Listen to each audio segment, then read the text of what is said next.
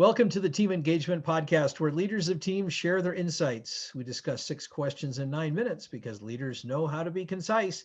Let's go ahead and get started. Our first question, in a few sentences, tell us who you are and what you do. Absolutely. My name is Jeff Hill. I am the CEO and founder of Remote Home Check. And what we do is we help seniors age in place and we help senior communities become more efficient in the way they deal with staffing and taking care of residents and also bringing an edge to the communities using technology. Wow, that is a really unique niche there, I guess I'll say. That is a fantastic approach. Thank you for sharing that. Question number two, what is the best thing about working with a team? I think that working with a team, I'm a believer in energy. And I think energy and passion are inexplicably linked. And when you have passion, it can really drive energy. And when you get that collective energy, I think that even a small group of people, as we're proving right now in COVID, can do amazing things and change the world. So I think it's really that passion and the ability for people to accept and appreciate their own strengths and weaknesses and find strengths and weaknesses in other people to collectively get better. I like that. I like that passion and energy that comes from a team. I completely agree. Like that. Question number three. I hear from other leaders of teams that it can be a challenge to get team members engaged. Tell us your thoughts. I think really owning what someone is doing is the main way to connect people to the outcome.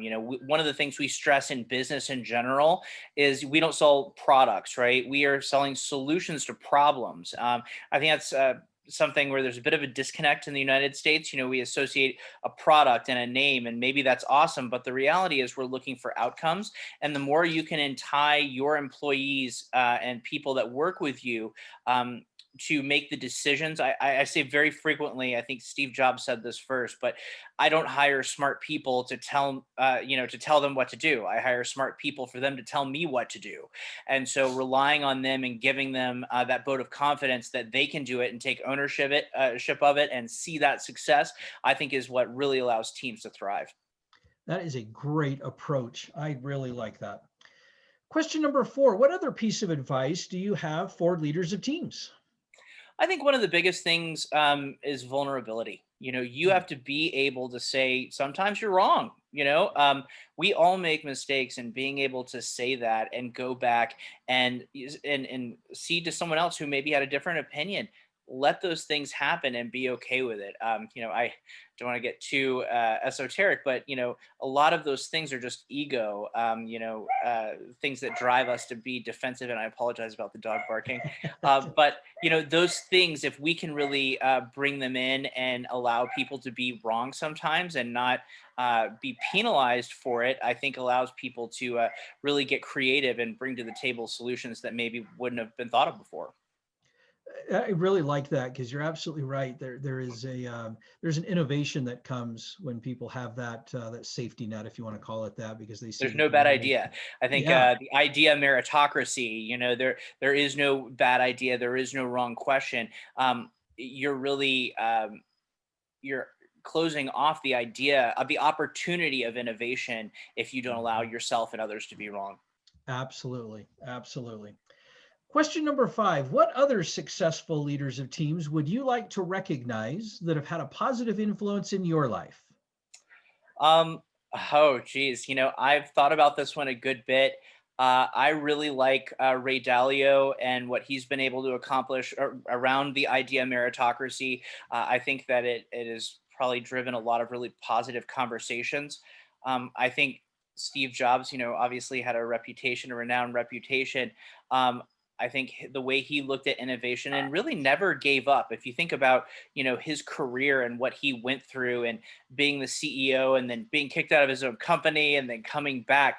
That type of tenacity is what it takes to really be a successful entrepreneur. And then I think the third thing that I would say is technology is our friend. And if we can leverage technology to enable people on our teams to be successful, I think that's one of the things that is hugely important. And I see like what Elon Musk is doing right now with being able to leverage his different technologies, like his battery technology, for example, to benefit multiple, different types of opportunities and markets and things like that. I think that's the future of entrepreneurship. And I think he's really ahead of the curve there. Great examples. Thank you for sharing and recognizing those people. Last question. Tell us about your first job.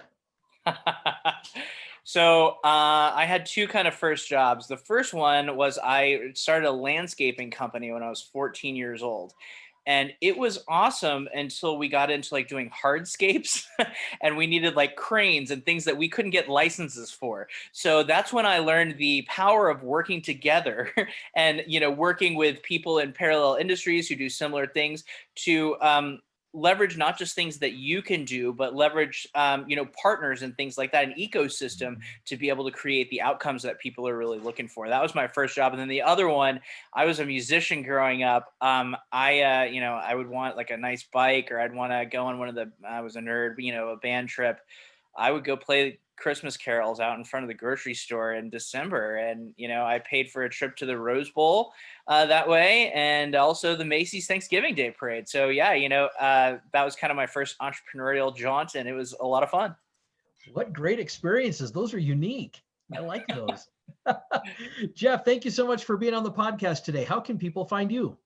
Yes, please look for us. If you're interested in our remote patient monitoring services, please check us out at remotehomecheck.com, as well as 1 Point Senior Care. Remote Home Check obviously is for folks who want to age in place, and 1 Point Senior Care is the tools that we bring to the table for senior care communities. Our tools around COVID prevention and transmission prevention can be found at molecushield.com. And I certainly am happy to connect with anyone on LinkedIn. I am linkedin.com/Jeffrey Hill 2005. So I really appreciate the opportunity to be on the podcast, and look forward to connecting with folks through our video here. Fantastic. Well, thank you, Jeff. Appreciate you being on. Thank you. This is Sean Richards with the Team Engagement Podcast, where leaders of teams share their insights. For more tips and ideas, you can go to teamengagementpodcast.com and download our engagement booster tip sheet. Again, that's teamengagementpodcast.com. Thanks so much for joining us, and have a great day.